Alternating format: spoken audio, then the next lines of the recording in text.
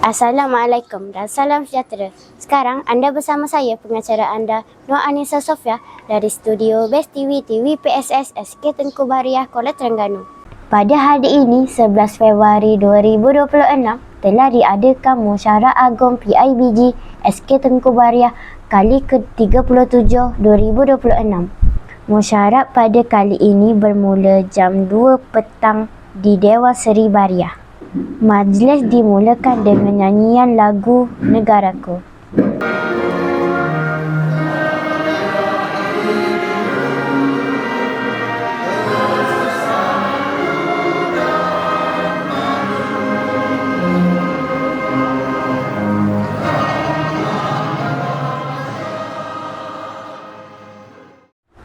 Bacaan doa dipimpin oleh Ustaz Wan Badrul Hisham bin Wan Ma'ali.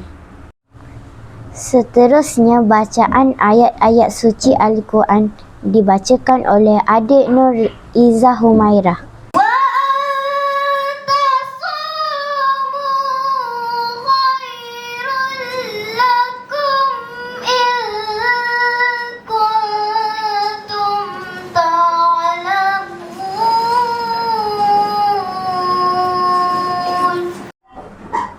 Ucapan alu-aluan daripada pengerusi PIBG Yang Mulia Tengku Saifuddin bin Tengku Zakaria.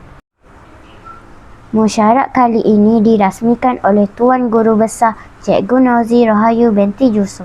Saya akhiri ucapan saya dengan lafaz Bismillahirrahmanirrahim.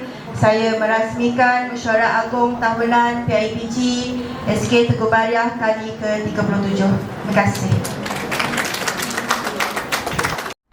Turut diadakan persembahan teater oleh pasukan teater SK Tengku Bahriah.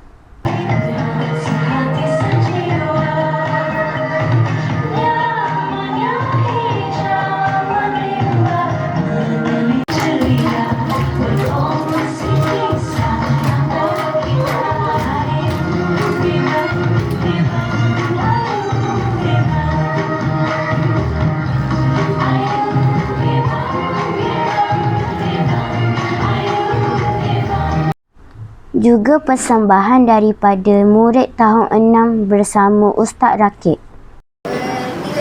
Jika tidak hari ini, mungkin jika tidak minggu ini, mungkin bulan depan. Jika tidak. Turut diadakan cabutan bertuah kepada ibu bapa dan guru-guru yang hadir. Musyawarah Agung bermula selepas acara cabutan bertuah yang dipengerusikan oleh YDP PIBG SK Tengku Bahriah.